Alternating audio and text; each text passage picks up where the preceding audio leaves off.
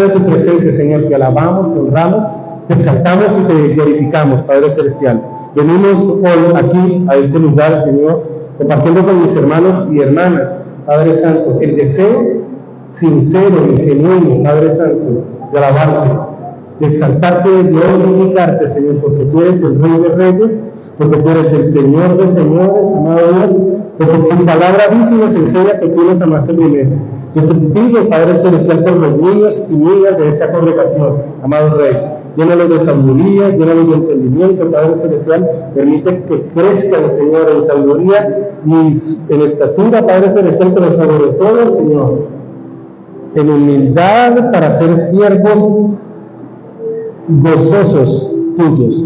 En el nombre de Jesús también oramos, pedimos y clamamos, Padre Celestial, por todos y cada uno de los hermanos y hermanas de esta congregación, Señor, para que seamos nosotros, Padre Celestial, aquí también, en este lugar, escuchando tu palabra, Padre Santo, buscando la revelación de la misma para nuestras vidas, Padre Celestial, y sobre todo, amado Rey, para ser obedientes, Señor Jesús, a lo que tú estás hablando a tu iglesia.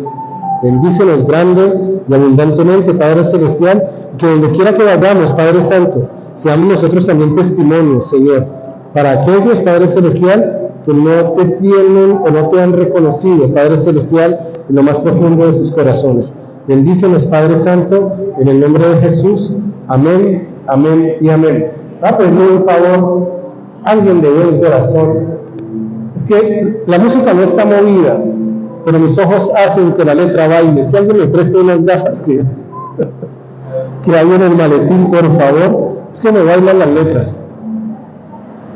De hecho, estoy orando por mí porque últimamente siento que voy a tener que ir a oftalmólogo. Cada vez me siento un poco más deteriorado, tanto pasar tiempo en estas pantallas, y pues que ya van a ser 46 años, ya que sí, ya es hora, llevo como 4 años de vivir. Gracias, amor, Dios te bendiga. Miren, mis hermanos,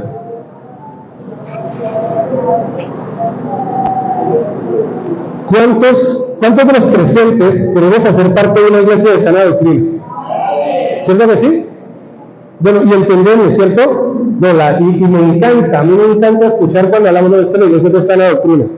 Y bien, eso está bien. Que digamos que la iglesia de sana doctrina, que nosotros en nuestra afán de relacionarnos con el Señor pidamos y reclamemos estar en una iglesia de sana doctrina. Esto es un lógico, es lo que todos deberíamos estar pidiendo, porque todos deberíamos estar buscando. Ahora, la pregunta es, ¿usted sabe qué dicen los mormones de su doctrina? ¿Sabe qué dicen los mormones de su doctrina? Pues los mormones dicen que su doctrina es santa. ¿Usted sabe qué dicen los tocapuertas los domingos a la madrugada? Los testigos de Jehová. ¿Sabe qué dicen? Pues que su doctrina es sana. ¿Usted sabía todo eso, cierto? Ahora, basado en eso, entonces, ¿por qué sé que mi doctrina es sana? Sencillo, la palabra lo dice, la palabra lo enseña. El día de hoy yo titulé a la predicación de esa manera: ¿estoy en la sana doctrina? Y le preguntaba ya al Señor, bueno, ¿cómo hace uno para identificar y tener la seguridad y la certeza que está en la sana doctrina? Porque, repito, al creyente que le preguntemos va a decir y va a reclamar que el lugar en donde está es la sana doctrina. Pero vamos a ver qué nos dice la palabra. Resulta que en la antigüedad había algo que la palabra describe como guerra espiritual. Y la guerra espiritual, mis hermanos, en la antigüedad, con la iglesia primitiva, cuando los apóstoles empezaron a caminar hacia el mundo antiguo para predicar el nombre de Cristo, Pablo es muy incisivo en lo que tiene que ver con la sana doctrina. Pero la sana doctrina, pero la guerra espiritual, Pablo es muy incisivo en el tema de la guerra espiritual, pero Pablo enseña que la guerra espiritual hace un énfasis en la sana doctrina, que no lleguen engañadores, afirma él, a cambiar. Por ahí escribe, si alguien llega con una doctrina distinta a esta, anatema es, y todo el tiempo hace ese reclamo. La guerra espiritual parte del momento en que el enemigo entra a las iglesias, engaña corazones y deja de ser una iglesia cristiana para convertirse en una secta. No lo tengo en el listado, pero una de esas cosas que usted puede encontrar es el control. Cuando alguien empieza a querer controlar absolutamente todo, eso no es tan sana doctrina. ¿Por qué?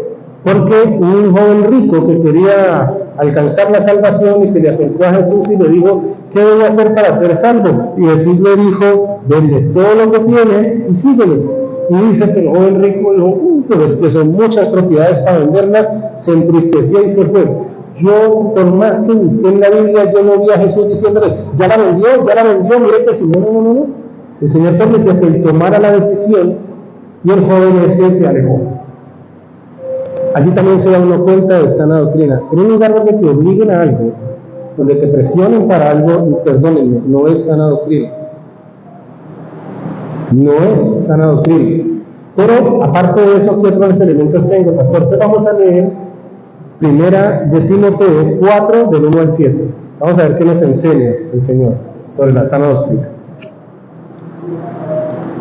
Amén, ¿estamos ahí?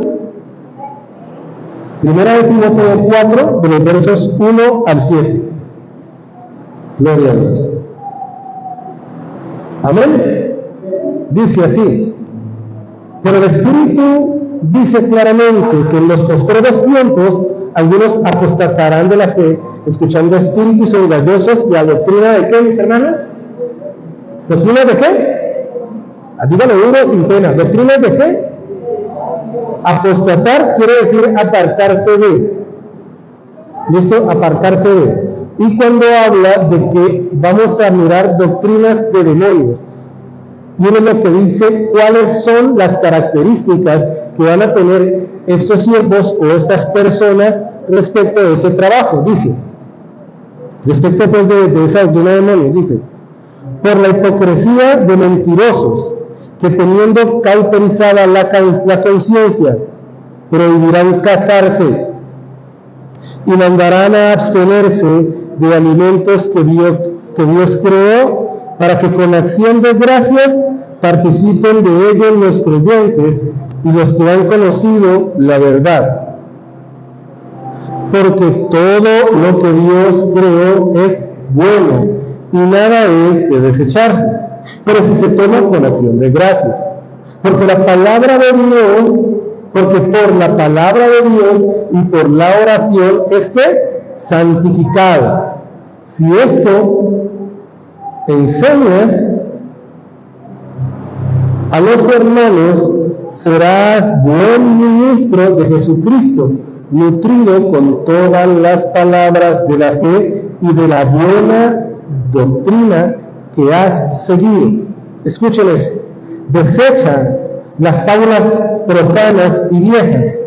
Ejercítate para la piedad.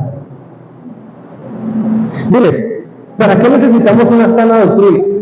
Bueno, la sana doctrina no es más que una inspiración confiable. ¿Listo? Es una inspiración confiable. ¿Y qué debemos hacer nosotros? Pues nosotros debemos tener a mano la Biblia, debemos leerla y aplicarla a nuestras vidas. Amén. Miren, la sana doctrina promueve una fe en Cristo Jesús y promueve el amor de una manera sana.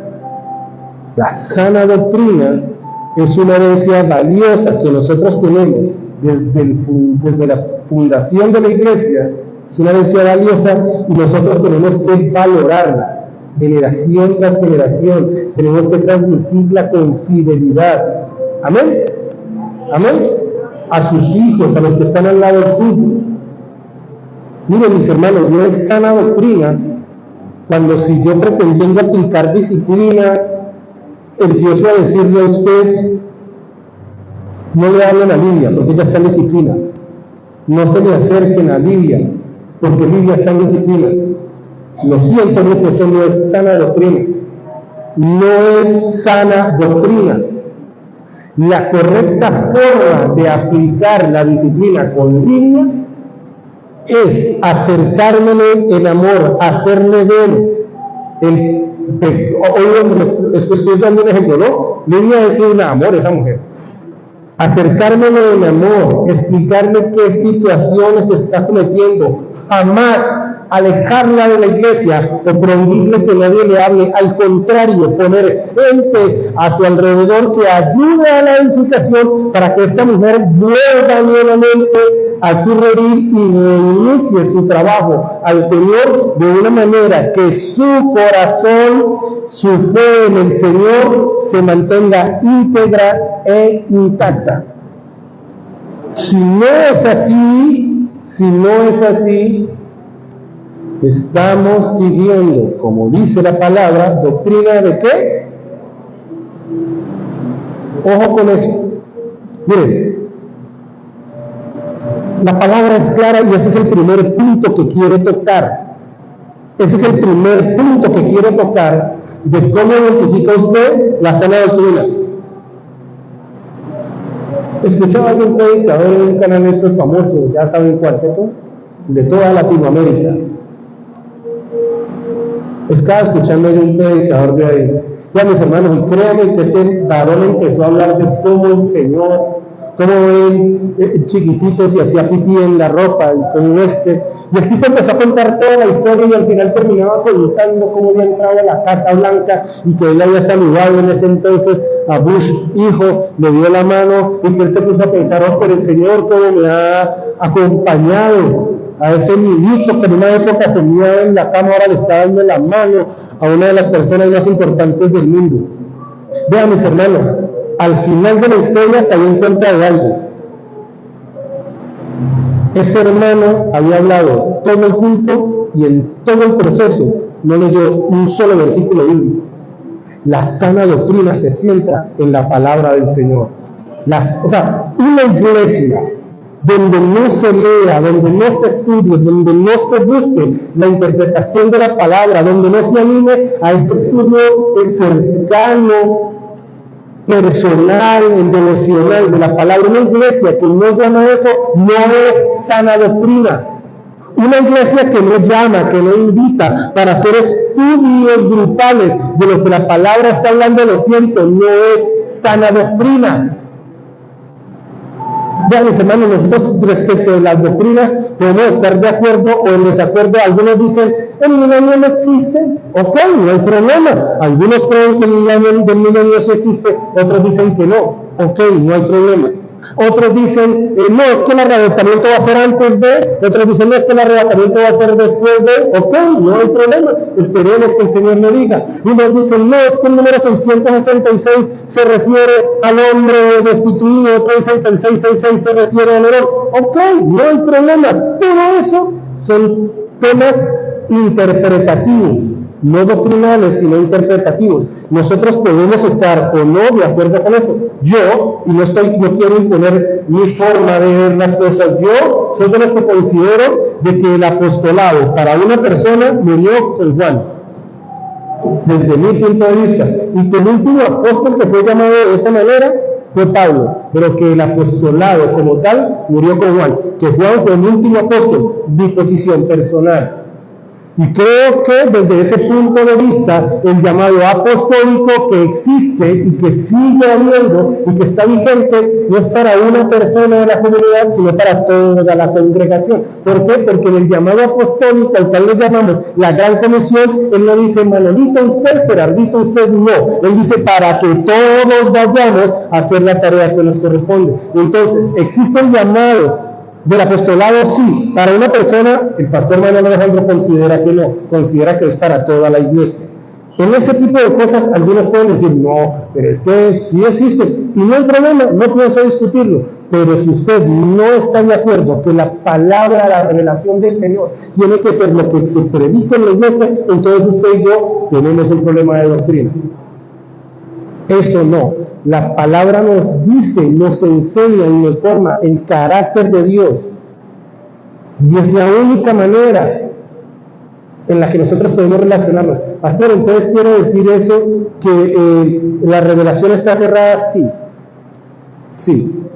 Y nosotros como iglesia, si nos llevamos, no tiene que ver por esta, usted tiene la letra grande. No tiene que ser esto, usted puede tener una Biblia chiquitita, viejita, Pero si usted en su estudio permanente, en el día de su vida, usted usa la Biblia, vamos bien. Cuando se acerca a esa persona, es que el Señor me dijo, Señor me dijo, me detengo, pido sabiduría al Señor, y ahora sí hago así. Pero si la persona me dice, no viene con un sustento bíblico, no me llevo a estar en la buena. Es en serio, mis hermanos. La palabra de la Biblia, me encanta lo que dice 2 Timoteo 3, del 16 al 17. Dice, toda escritura es inspirada por Dios y útil para enseñar, para redarguir, para corregir, para instruir en justicia, a fin de que el hombre de Dios sea perfecto, enteramente preparado, ¿para qué? Para toda buena obra. Mis hermanos, la misma palabra se refiere a ella misma. La misma revelación se refiere a ella misma. Si nosotros no nos tomamos en serio lo que dice la Biblia, entonces usted, si en la iglesia en la que está usted, y no es esa, creo yo, estoy seguro yo, si en la iglesia en la que usted está yendo la palabra de Dios, la forma en la que opera la iglesia, no está basado en lo que enseña la Biblia, lo siento mucho, esa congregación no es de sana doctrina. Esa congregación no es de sana doctrina, y ese es el primer punto que quería mostrarles. Ahora les pregunto, ¿cuánto tiempo pasa usted en la palabra de Dios? ¿Cuánto tiempo invierte usted? Les cuento algo, mi proceso de estudiar la palabra ha sido una gran bendición que haya crecido el grupo de alabanza de la iglesia. Porque ahora tengo mucho más tiempo para leer. Ha sido una gran bendición. Y aún así me parece que sigo teniendo muy poquito tiempo para leer la Biblia. Necesito aprender más. Necesito leer más. ¿Cuánto tiempo pasamos nosotros leyendo la Biblia? ¿La leemos regularmente? Ahora, cuando usted la lee, ¿usted siente que Dios está hablando? Porque yo les digo, a veces he sentido el mensaje del Señor como, esto les va a parecer absurdo, pocas veces ando en el mío. Y no porque no quiero, no porque no sé, a mí me toca caminar, yo me subo una cosa de esa y me pierdo.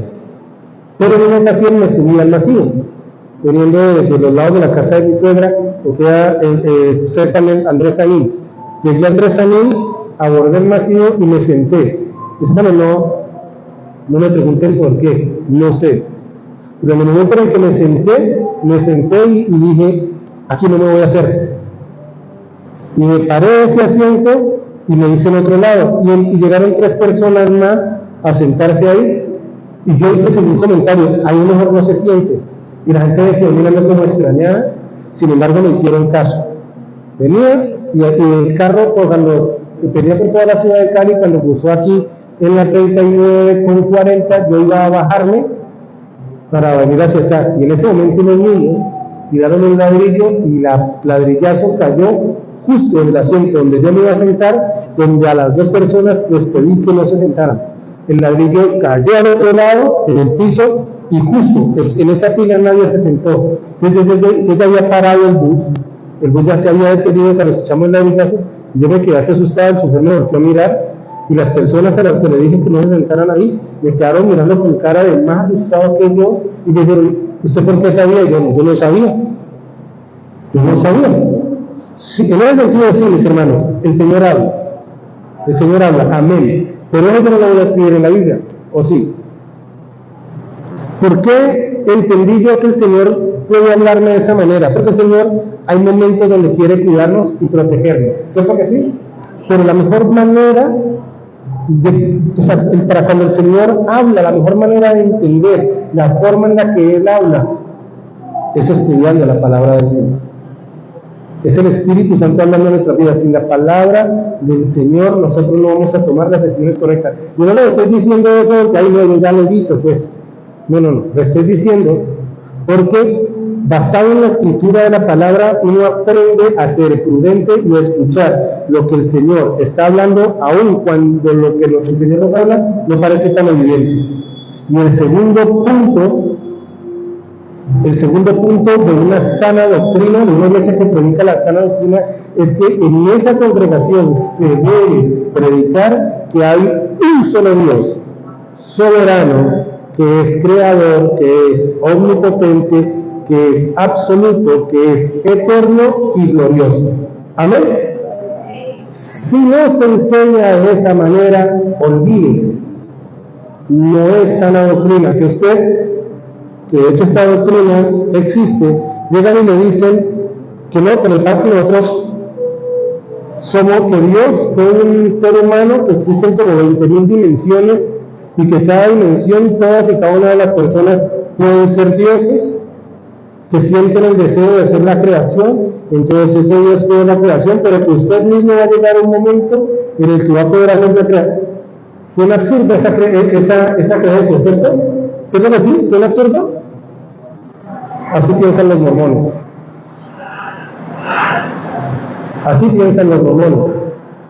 Esa es la base. Yo estoy diciendo la carrera, y puede que esté haciendo algo como el muñeco de paja, pero estudia acerca de cuál es la doctrina de los mormones. Los mormones no ven a Dios como soberano y único. Entonces, una de las formas en las que nosotros entendemos que esta sana doctrina es cuando se predica un Dios grande, todopoderoso, único, que ama y que corrige. Amén. Deuteronomios 6, verso 4.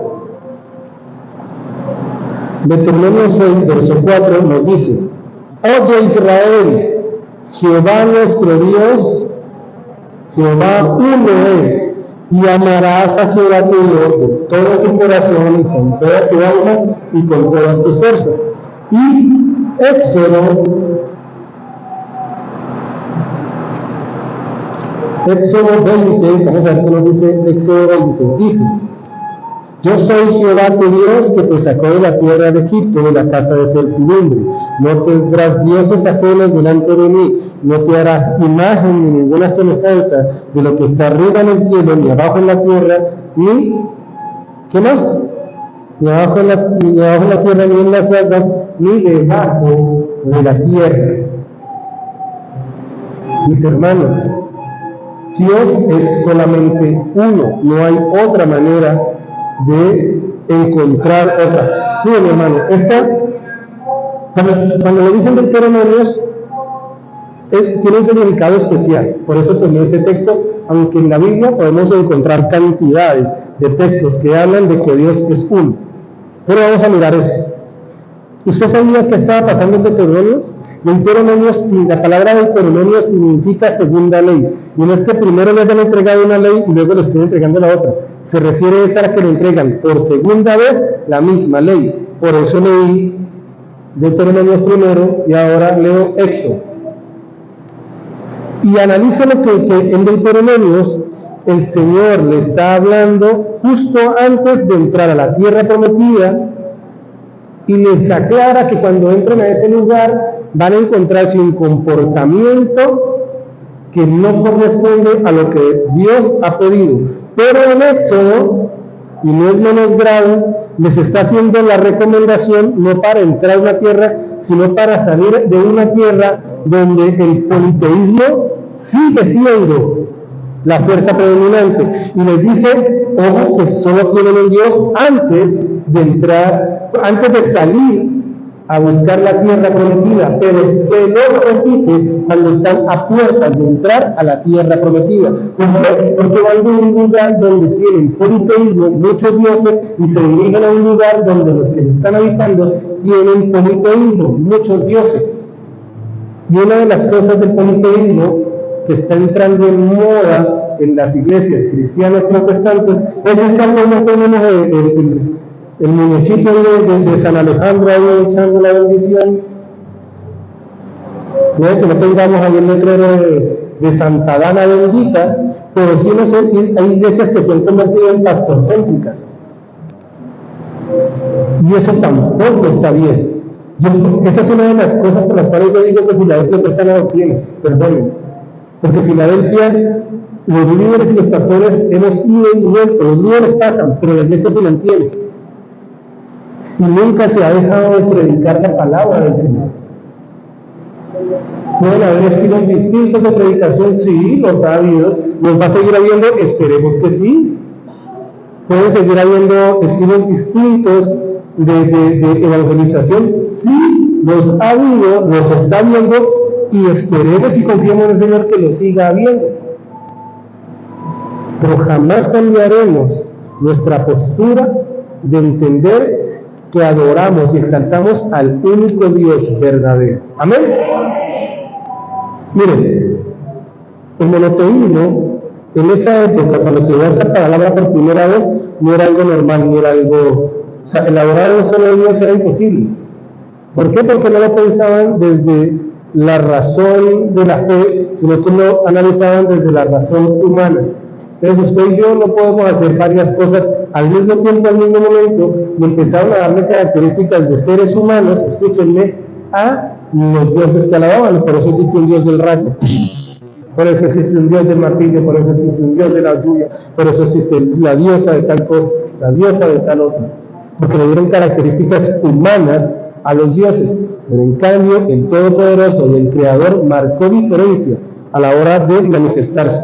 Miren, mis hermanos, tercer punto, para nosotros los creyentes, de que estamos en la sana doctrina, es que la muerte en la cruz de Cristo pagó nuestros pecados.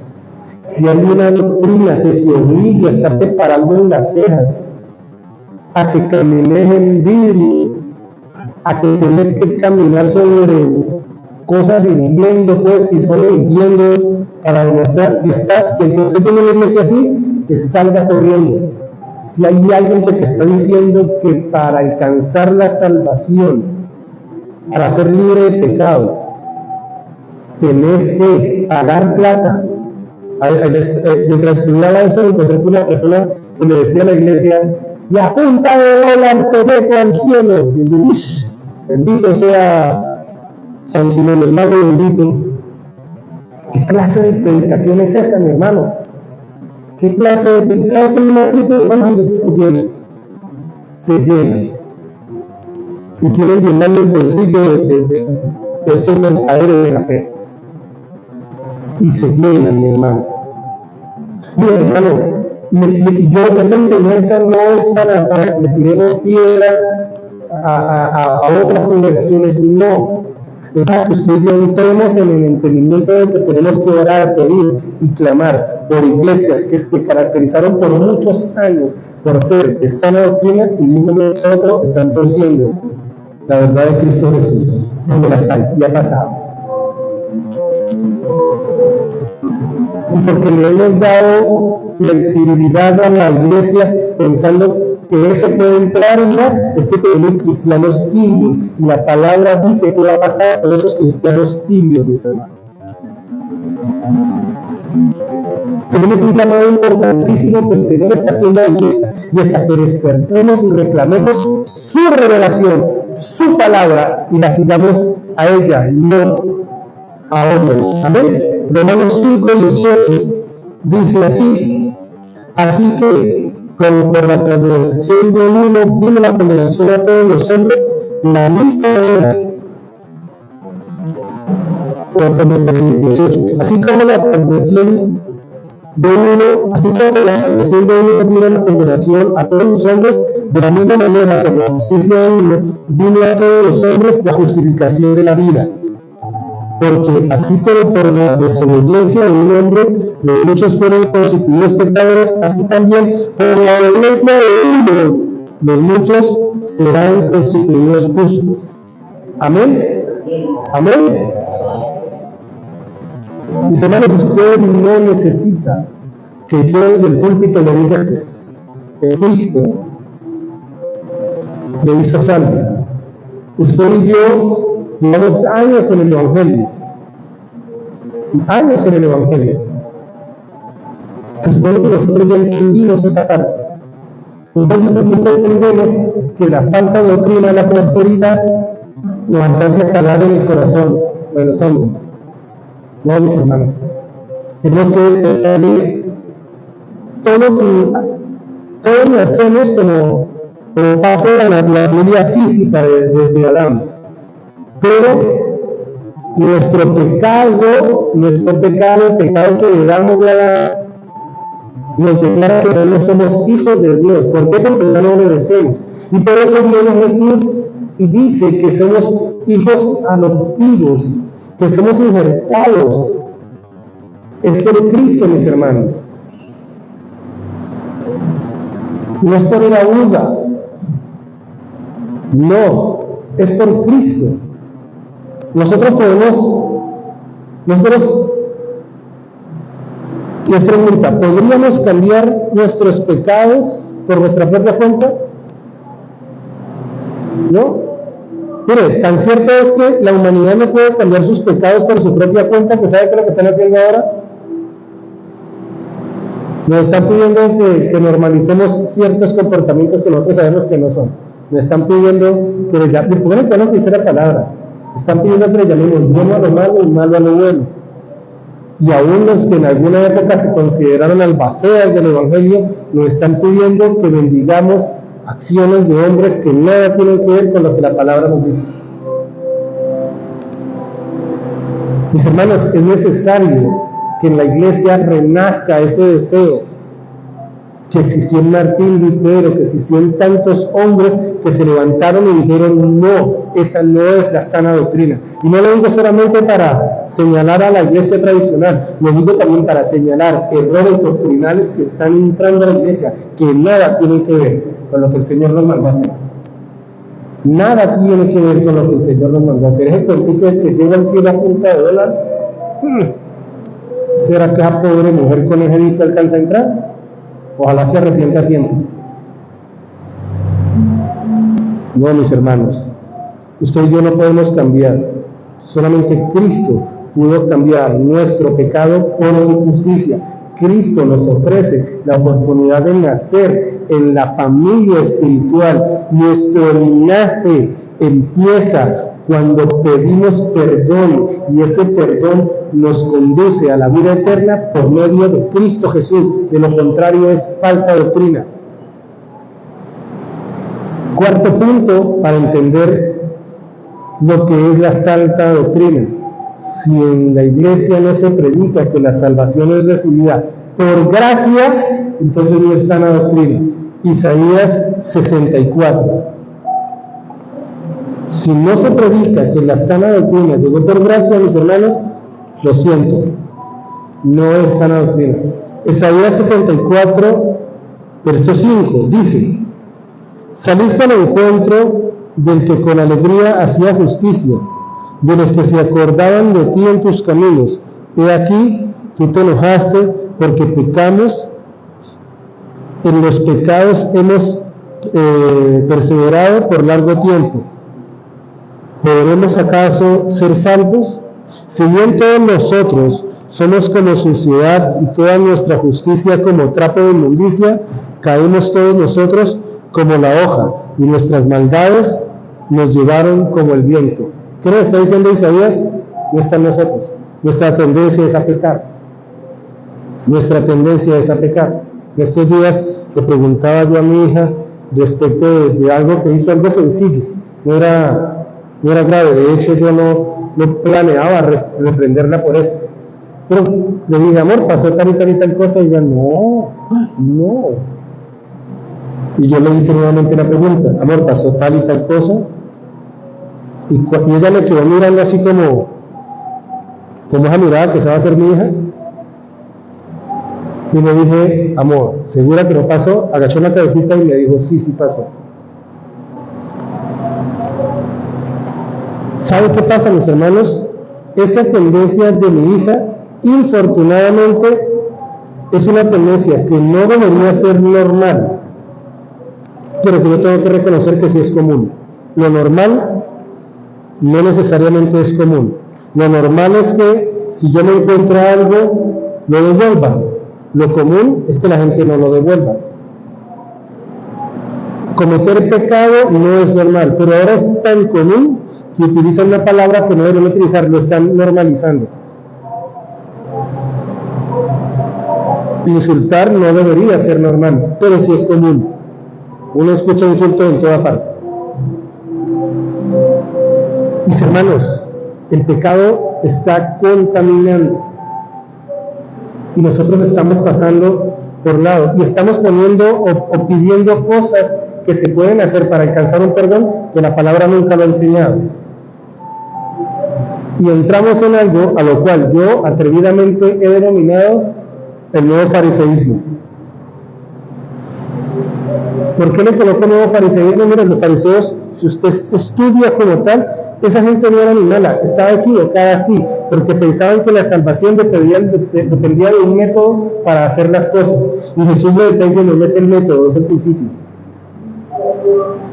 No es guardar el sábado por guardarlo, es entender que el sábado, que el hombre no fue hecho para el sábado, sino el sábado para el hombre.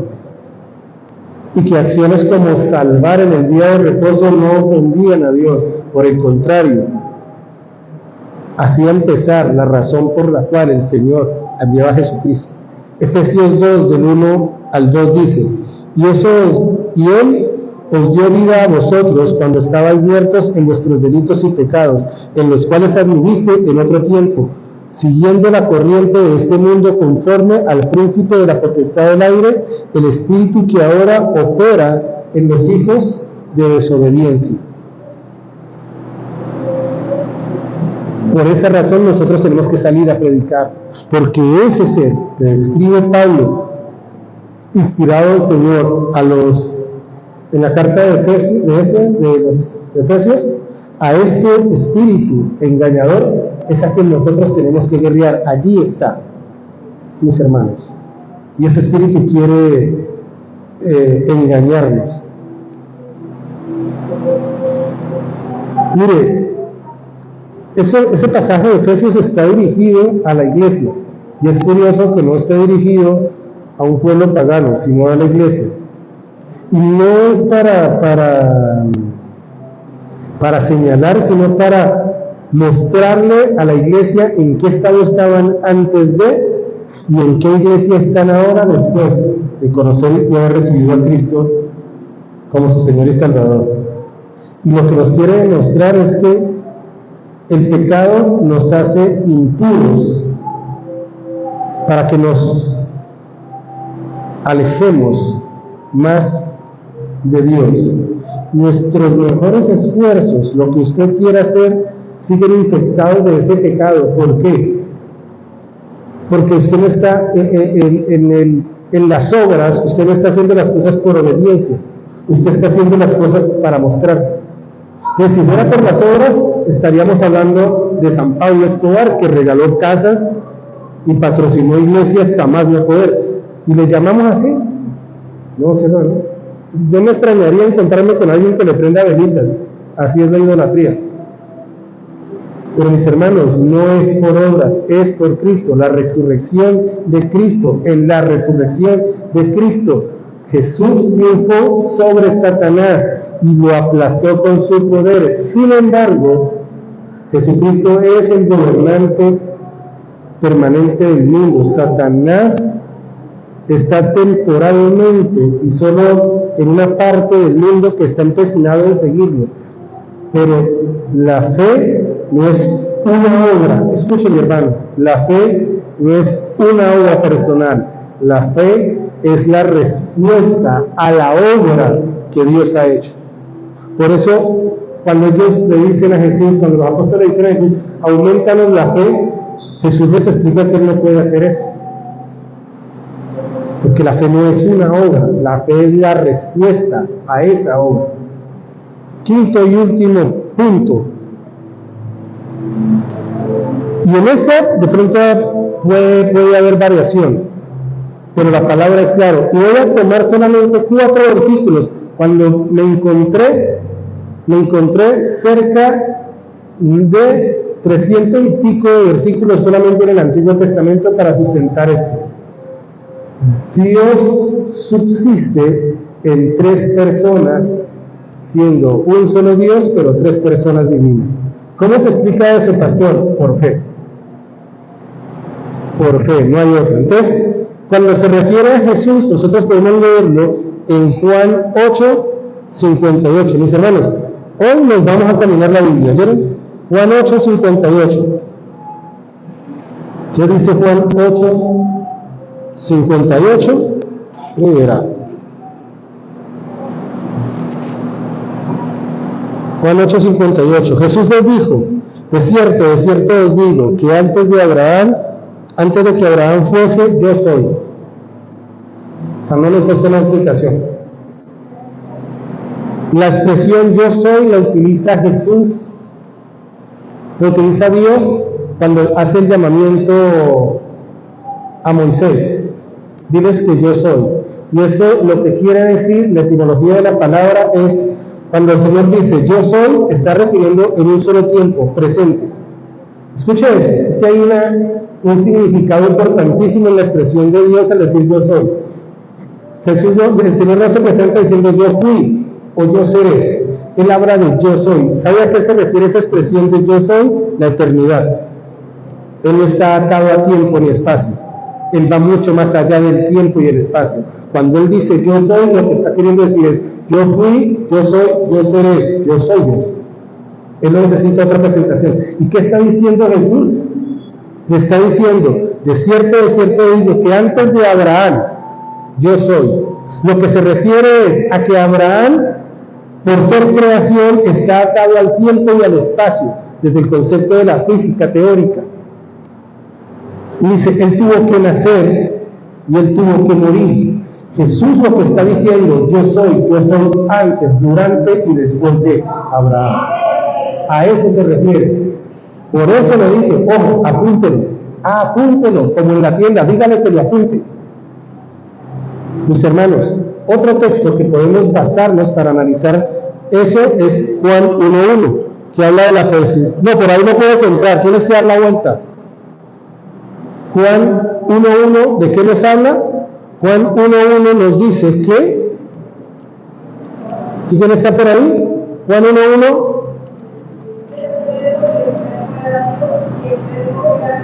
Siga. Y este era el verbo. Todas las cosas.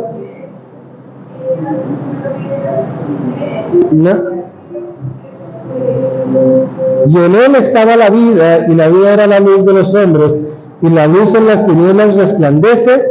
Y uno de los ujieres, que le diga al niño que por ahí no, porfa. Ya le dije. ¿Listo? Miren. Allí lo que está hablando es, el verbo es Cristo. O sea que Cristo no es creación. Cristo es creador. Cristo es aún, y eso que acabamos de leer es anterior al texto de la creación, porque está hablando del principio, pero del principio de la existencia. ¿De la existencia de quién? De la materia, no de la existencia de Dios. Por eso habla que el principio era el verbo, y el verbo era Dios. Entonces, a veces decimos, pastor, entonces, ¿por qué dicen que la tierra tiene más de que tiene 6.000 años, dice la Biblia, pero la existencia como tal de la tierra apunta a muchísimos millones de años más atrás? Porque el Señor está hablando a partir del momento en que Él pone su creación. ¿Listo? Pero el texto bíblico está hablando de que es anterior a, es una manifestación preexistente. Ahora, Juan 10, del 30 al 31, nos dice lo siguiente. Juan 10, del 30 al 31. Aquí lo encontré. Yo y el Padre uno somos.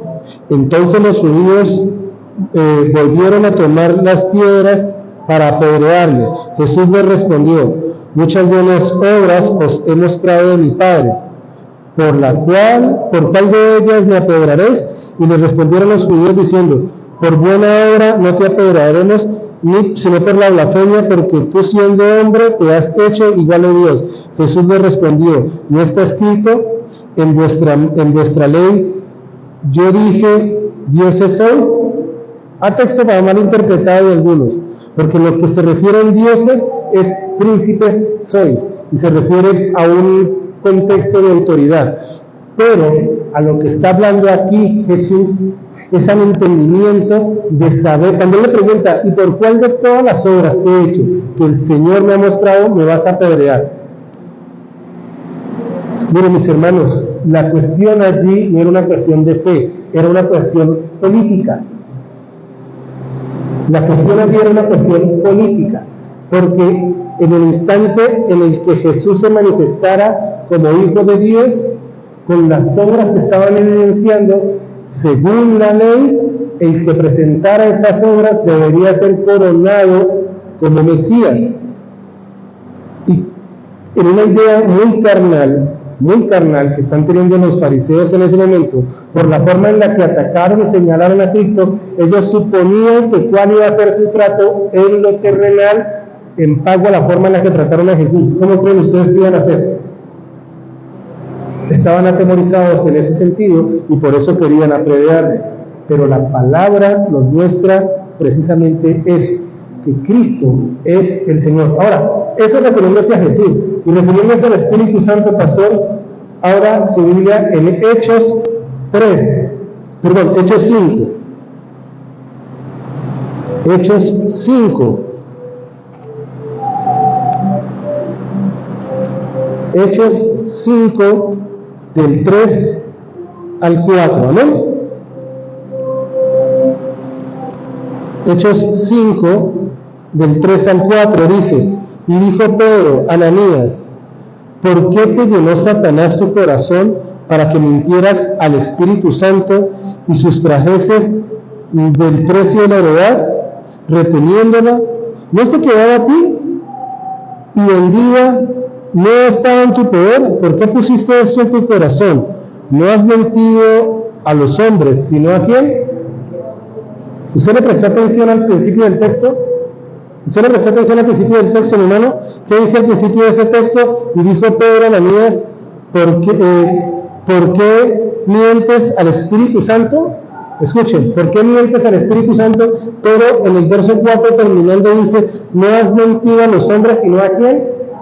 El mismo Pedro está equiparando la autoridad de Cristo, la autoridad de Dios, con la autoridad del Espíritu Santo. ¿Será que él se había equivocado? ¡Ay, qué Pedro tan atrevido! No, mi hermano, es porque es la realidad. Ahora, entendemos y algún tiempo nos enseñaron que el Espíritu Santo era el poder de Dios. No, el Espíritu Santo es una persona y eso lo vamos a estar estudiando en algún momento. Apenas el Señor me muestre, es hora de soltarla, la soltaré. Pero el Espíritu Santo es una persona, mi hermano. Dice Hechos 8:29. Y es cuando Felipe es movido por ¿quién? Felipe dice que es llevado por el Espíritu Santo, ¿cierto? Es por un ángel del Señor que le dice que vaya al camino y les dice que, entonces se les dice, y un ángel del Señor habló a Felipe diciendo, levántate y ve hacia el sur por el camino que desciende a Jerusalén a Gaza, el cual es este desierto.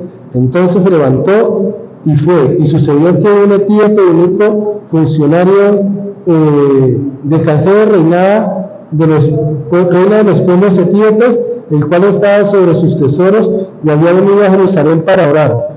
Volvía sentado en su carro y leyendo el profeta Isaías. Y mira lo que dice, el Espíritu dijo a Felipe, acércate y júntate a ese carro. El comportamiento de Felipe muestra una obediencia que viene del Señor. Y cuando llega no solamente obedece al Señor, sino que encuentra la razón por la cual él debía moverse a ese lugar. ¿Recuerdan mi historia del asiento? ¿Recuerdan mi historia del asiento? Yo cuando no me senté ahí, yo hubiera podido quedarme callado y no decirle a la pareja que se iba a sentar que no se sentara ahí. Yo hubiera podido quedarme callado. Pero ¿cuál fue la pregunta de esta pareja? Yo me imagino que ahora que lo pienso, hasta el chofer ahora piensa, ¿verdad que este otro sabía que le iban a pegar una pedrada a eso cuando le fuese a bajar? Le pagó a los peladitos. Pero no, hermano, palabra que no tenía idea. ¿Quién me movió de esa manera al Espíritu Santo? El Espíritu Santo movió a Felipe. El Espíritu Santo te puede conmover a ti. Para que entiendas si lo que has escuchado no es de sana doctrina. Para que entiendas y disciernas desde el Espíritu si lo que estás recibiendo realmente es sana doctrina. Hechos 13:2. Vamos a ver qué nos dice Hechos 13, versículo 2. Voy a leer de primero. Y había entonces en la iglesia que estaba en Antioquía profetas y maestros, Bernabé, Simón, el que se llamaba Níger, Lucio de Cirene, Manaén, el que se había circuncidado junto con Herodes el tetrarca, y Saulo. Ministrando estos al Señor y ayunando, dijo el Espíritu Santo: apártame a Bernabé y a Saulo para la obra que los he llamado. Entonces, habiendo ayunado y orado, les impusieron las manos y lo despidieron. Ahora, vamos a mirar algo. Dice que ministrando estos al Señor y ayunando, ¿quién dijo? Mi hermano, una fuerza no habla. Una fuerza no habla. Un ser habla. Una persona habla y se comunica. Usted puede entender que los perritos entienden ciertos sonidos y obedecen, pero el perrito no utiliza palabras para comunicarse con usted, ¿o sí? En cambio aquí vemos que la persona del Espíritu Santo usa palabras para comunicarse con la iglesia. Pero vamos a mirar qué nos dice Génesis 1:1. Génesis 1:1 nos dice lo siguiente, oiga, terrible, el pastor no encuentra Génesis. Dice: en el principio Dios creó los cielos y la tierra estaba desordenada y vacía, y las tinieblas estaban sobre la faz del abismo, y el Espíritu de Dios se movía sobre la faz de las aguas. Y dijo Dios: sea la luz, y la luz fue hecha. Y vio Dios que la luz era buena, y separó Dios la luz de las tinieblas, y llamó Dios a la luz día, y a las tinieblas llamó noche. Y fue la tarde y la mañana de un día. Luego dijo Dios: haya expansión en medio de las aguas, y separó las aguas, e hizo las expansiones, y separó las aguas que estaban debajo de la expansión de las aguas que estaban sobre la expansión, y fue así. Y llamó a Dios la expansión cielos, y fue la tarde y la mañana. Dijo también Dios: júntense las aguas. Mis hermanos, si usted analiza lo que leímos de primero, el Espíritu de Dios estaba presente, lo cual demuestra que el Espíritu Santo sí es una persona. De Dios no hablemos, porque la doctrina de que Dios es Dios, eso nadie lo va a discutir. Es más fácil que alguien se le acerque a decirle a usted, como hacen los testigos de Jehová, que dicen que Jesús no, que es otra persona, que es importante, pero que no es igual a Dios. Eso no es sana doctrina, mi hermano.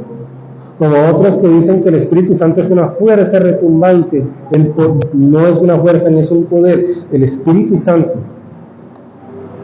es una persona, y son el Padre, el Hijo y el Espíritu Santo. Pero ¿cuál va a ser Gerardo?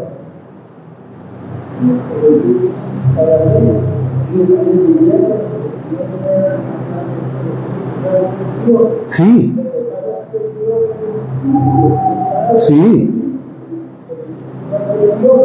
Amén.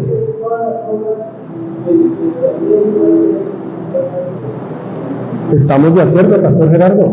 O sea, ¿quién no estaría de acuerdo con eso? Todos estamos de acuerdo.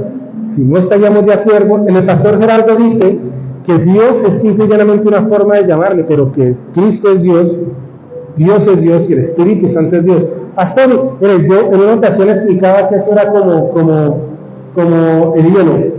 ¿Listo? Entonces el hielo es H2O a una temperatura bajísima, pero sigue siendo H2O. Entonces el agua es H2O en una temperatura normal, en un estado físico líquido, pero sigue siendo H2O.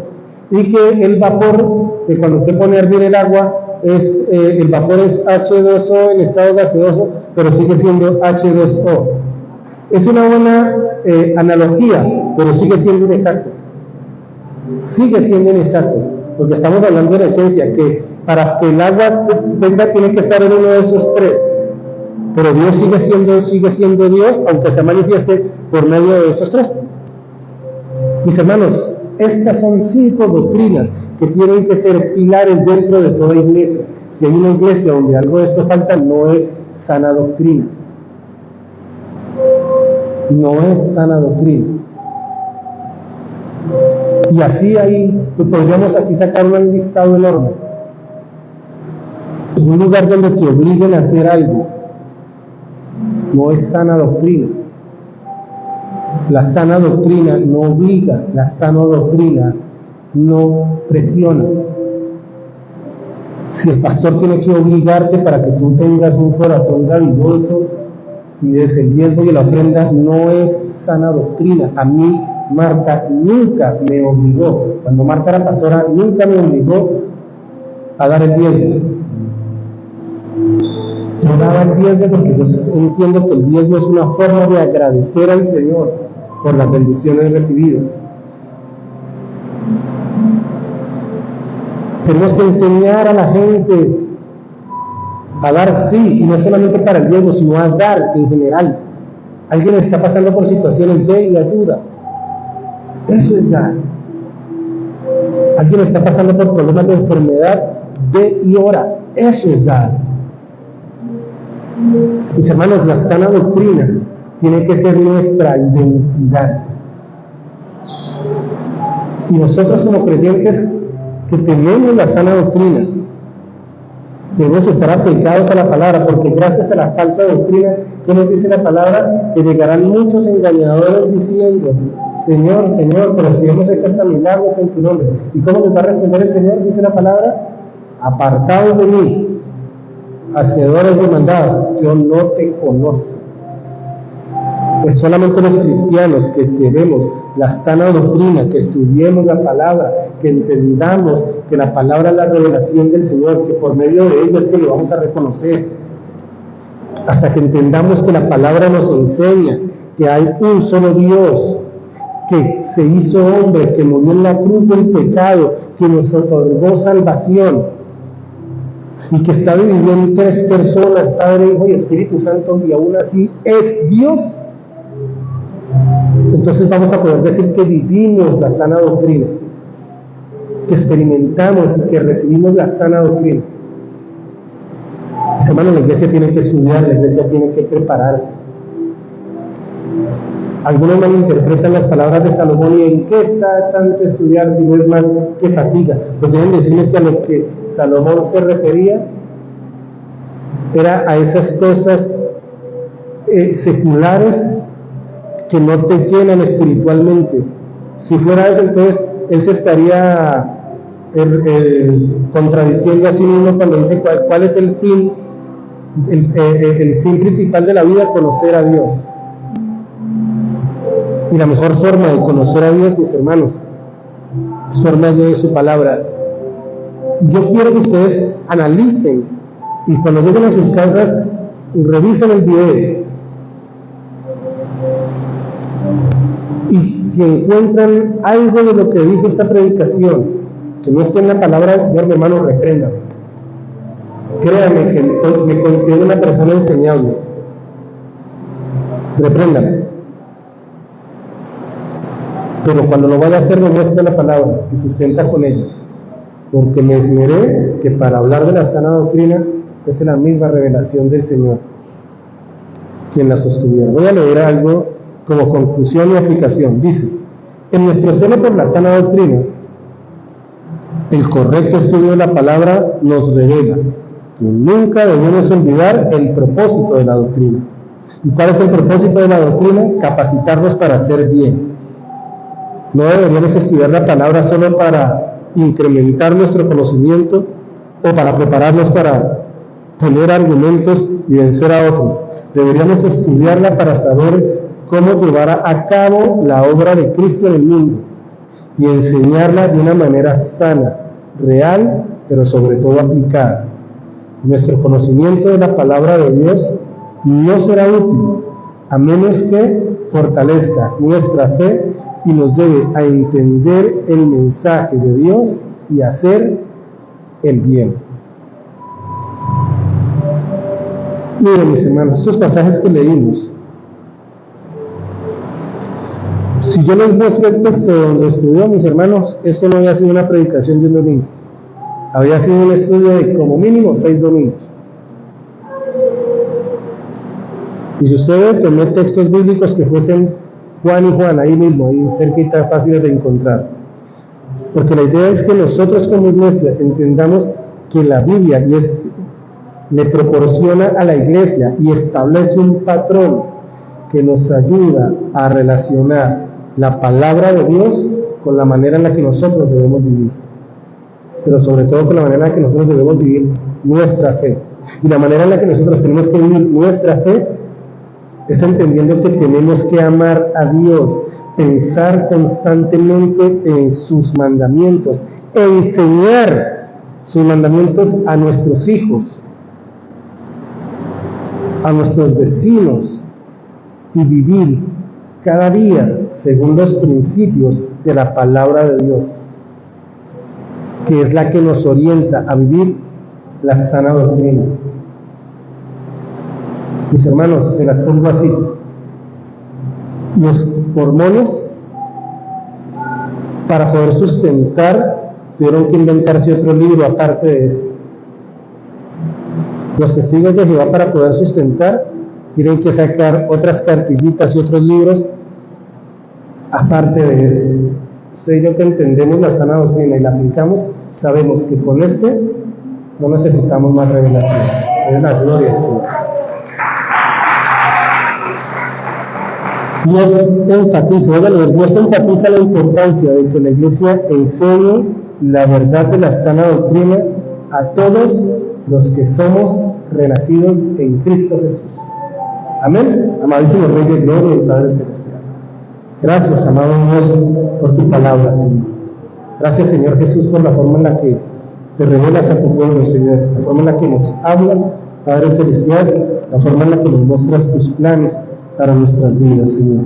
Permítanos, Padre Celestial, que nuestros corazones, Padre Santo, seamos humildes y sinceros contigo, Señor, en lo que quieres hacer de nosotros y para nuestras vidas, Señor. Bendice grande y abundantemente, Padre Celestial, esta iglesia, Señor. Y permítenos, Padre Celestial, que en nuestro ejercicio de vida, amado Dios, estemos siempre en busca de tu amor, de tu gracia y de tu misericordia. Bendice, Padre Santo, a todos y cada uno de mis hermanos. Permite, Padre Celestial, que aquellos, Padre Santo, que tal vez, Señor, enredados por el ideal, Señor, que a veces hacemos, Padre Celestial, de líderes, Padre Santo, se han apartado de la sana doctrina, Señor, para que vuelvan al redil, Señor. Tu palabra dice que si llegan ángeles del cielo a dar una doctrina distinta, Padre Celestial, a la que tú has enseñado en tu palabra, la declaremos anatema, amado Dios. Queremos ser obedientes, Padre Celestial, de tu palabra. Queremos ser obedientes, Padre Celestial, de lo que tú hablas, Señor Jesús. Entender, Padre Celestial, que tenemos que hacer las cosas según lo que tú nos has mandado, Señor. No existe un adorarte a mi manera, Señor. No existe, Padre Celestial, grandes predicadores del Evangelio. Existen humildes hombres, Padre Celestial, que predican un gran Evangelio para la gloria tuya. En el nombre de Cristo Jesús. Amén, amén y amén. Que el Padre Celestial nos continúe diciendo, hermanos y hermanas, y ahora vamos